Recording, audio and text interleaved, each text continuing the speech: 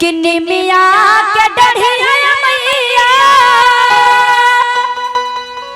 डालू सनमन हो नजरिया फेरा किन्नी मिया के डढ़िया मैया डालू सनमन हो नजरिया फेरा। बोलिए शेरावाली मैया के और माता हमारे मैया रानी का क्या बात है। बरकत चाचा प्रणाम करी थी जी। अच्छा लगे तो जरा ताली बजा के कहना है हो नजरिया फेराना किया रहूं सो फेरा दुआरिया हो नजरिया फेराना किया रहूं सो फेरा दुआरिया हो नजरिया फेराना।